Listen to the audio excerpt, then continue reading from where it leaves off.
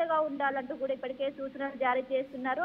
రేపు తెలంగాణలో 4 జిల్లాలకు రెడ్ అలర్ట్ జారీ చేశారు. కొమరంభీం, మంచిర్యాల, పెద్దపల్లి, ఖమ్మం, వరంగల్, హన్మకొండలో దాదాపు 20 సెంటీమీటర్ల మేర వర్షంతో పాటు ఈదురుగాలు గంటకు 60 నుండి 70 కిలోమీటర్ల వేగంతో వీచే అవకాశం ఉండడంతో ఇప్పటికే అధికారులందరూ కూడా అలర్ట్ అయ్యారు. ఇంకోవైపు అక్కడ ఉన్నటువంటి జిల్లా యంత్రాంగాన్ని సైతం సిద్ధం చేసిన పరిస్థితి.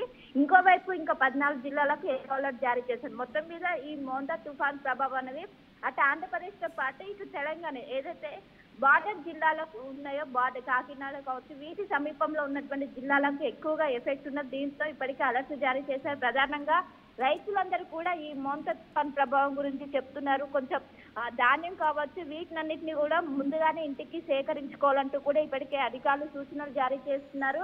ఇటు జిహెచ్ఎంసీలో కూడా మోస్తారు వర్షం పడడానికి ఛాన్స్ ఉందంటూ కూడా సూచనలు జారీ చేయడంతో ఇటు జిహెచ్ఎంసీ అధికారులు అప్రమత్తమై ఇప్పటికే అటు జిల్లా యంత్రాంగం సైతం అప్రమత్తం చేసి అందరూ కూడా 4 రోజుల పాటు కూడా ఈ మోంతా తుఫాన్ ప్రభావం అనేది తెలంగాణ మీద ఉంటుంది. ఖచ్చితంగా జాగ్రత్తగా ఉండాలంటూ కూడా ఇప్పటికే సూచనలు జారీ చేశారు.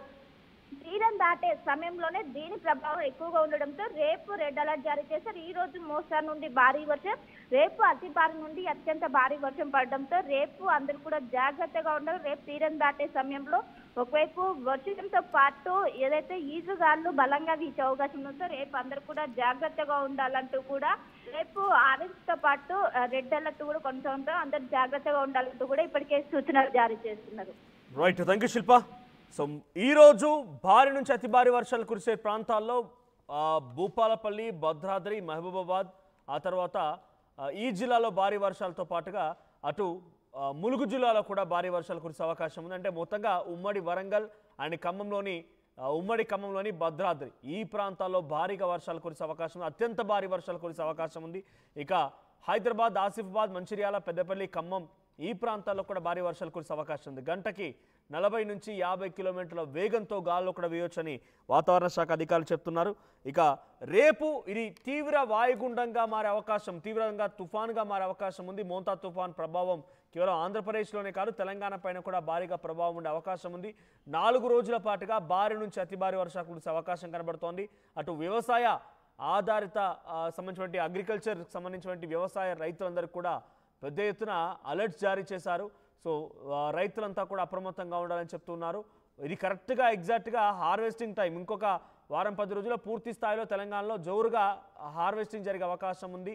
సో ఈ నేపథ్యంలోనే ఈ వర్షం కొంత పంటల్ని దెబ్బతీస్తున్న రకంగా రైతులు కూడా ఆవేదన వ్యక్తం చేస్తున్నారు. సో లోతట్టు ప్రాంతాల ప్రజలు కూడా అప్రమత్తంగా మరి ముఖ్యంగా హైదరాబాద్ మహానగరంలో చిన్న చిరుజల్లు కురిస్తేనే హైదరాబాద్ మహానగరం మొత్తం కూడా అతలాకుతలమయ్యే పరిస్థితి నుంచి గంటకి 40 నుంచి 50 కిలోమీటర్ల వేగంతో అత్యంత భారీ వర్షాలు కురుస్తాయి హైదరాబాద్ నగరంలో అని కూడా చెప్తున్న నేపథ్యంలో కొంత తస్మాత్ జాగ్రత్త, అత్యవసరం అయితే తప్ప బయటికి రాకూడదని కూడా వాతావరణ శాఖ అధికారులు హెచ్చరికలు జారీ చేస్తున్నారు.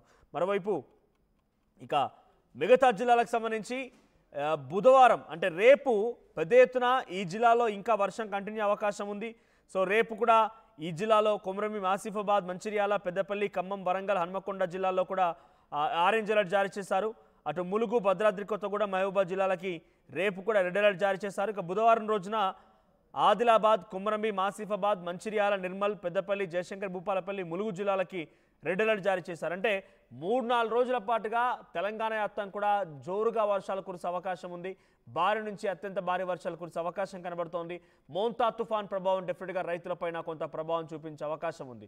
సో మీరున్న ప్రాంతాలు ఎటువంటి వర్షానికి అప్డేట్స్ ఉన్నాయి, మీరున్న ప్రాంతాల వర్షం ఎలా కురుస్తోంది, వాతావరణం ఎలా మారిపోయింది, మీ అభిప్రాయాన్ని, మీ దగ్గర ఉన్నటువంటి పరిస్థితిని కామెంట్ రూపంలో తెలియజేసే ప్రయత్నం చేయండి.